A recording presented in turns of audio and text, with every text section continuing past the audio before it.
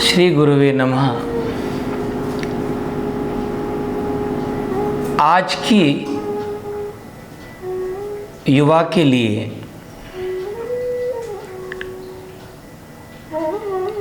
कैसे उसका मार्ग प्रशस्त किया जाए,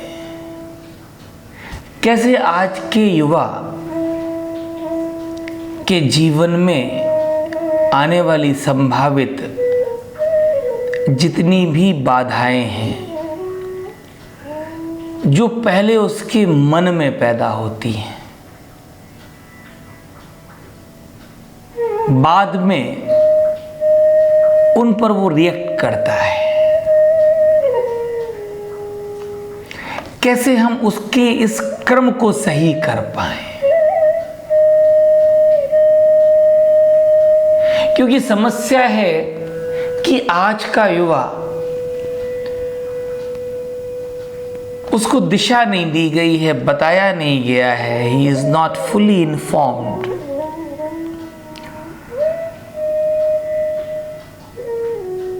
उसने सबसे पहले चीजों को स्पर्श किया, चीजों को देखा, चीजों को सूंघा। अनट्रेन्ड है, अभी ट्रेनिंग नहीं मिली है उसको, गुरु की प्राप्ति नहीं हुई। तो जिन चीजों को वो देखता है, जिन चीजों को स्पर्श करता है, जैसा सुनता है, जैसा सूंघता है, जैसा आस्वादन करता है, वैसी वैसी एक भावना तैयार करता है और उसके बारे में एक फ्रेम तैयार कर लेता है कि जैसा मैंने देखा, मुझे इसमें कुछ अच्छा लगा तो ये अच्छा है, जैसा मैंने खाया इसमें मुझे अच्छा लगा तो अच्छा है, जैसा मैंने सुना इसमें मुझे बड़ा आनंद आया तो ये अच्छा है। तो उसने अपने आप को एडुकेट किया सेंसेस से, इंद्रियों से।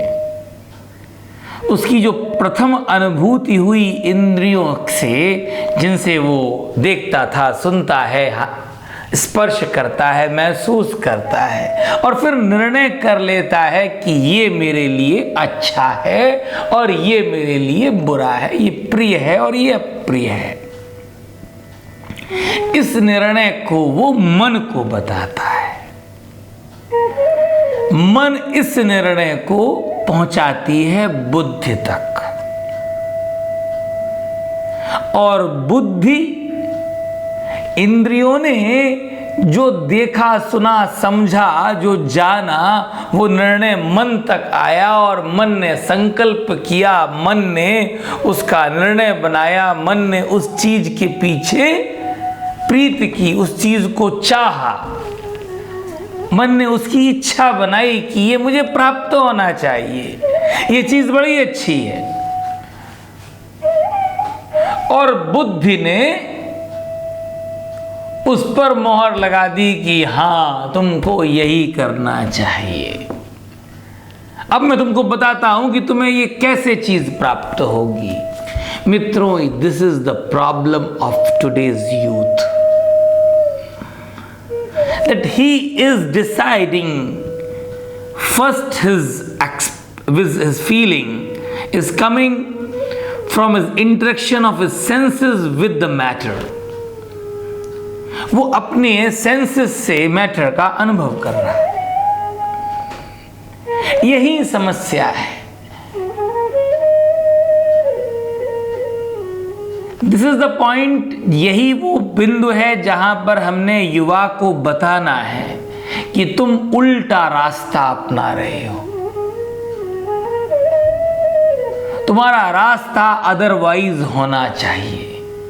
पहले किसी चीज को जानो, समझो, उसमें तुम्हारे विवेक की आवश्यकता है, तुम्हारी बुद्धि की आवश्यकता है। और जब जान लो, पहचान लो, तब इसके बाद अपने मन से उस वस्तु को प्राप्त करने की इच्छा करो, संकल्प बनाओ। तब उसकी इच्छा करो, उसके प्रति लगाव करो, पहले जानने के बाद कि वो सही है। और तब रोल आता है तुम्हारे सेंसेस का, तब उसको अनुभव करो। लेकिन ये बताएगा कौन? हमने तो स्वयं जिसको पकड़ा, जिसको छुआ, जिसको देखा, जिसको सुना, उसको अच्छा माना, उसकी इच्छा की और उसको प्राप्त करने के लिए बुद्धि लगा दी। मित्रों, जब ये कभी नहीं होता है ना, जब उसमें हमको दुख प्राप्त होता है तो हमारा मन अवसादग्रस्त हो जाता है। ये डिप्रेशन आता है ना, इस डिप्रेशन का कारण भी यही है, क्योंकि हमने उन चीजों का निर्णय कर लिया जिनको हमारी इंद्रियों ने देखा सुना था। उन चीज, और वो इंद्रियां क्या है? उनके पास आंख नहीं है, उनके पास विवेक नहीं है, और बिना विवेक के लिए जो हमने गलत लक्ष्य को निर्धारण कर लिया, तब हमारे मन में और वो लक्ष्य पूरा नहीं हुआ, ये लक्ष्य पूरा करने निकल तो गए, लेकिन वो लक्ष्य प्राप्त ना होकर हमको मालूम पड़ा कि वो तो कोई बहुत कड़वी वस्तु है, हमारा तो रास्ता ही गलत था।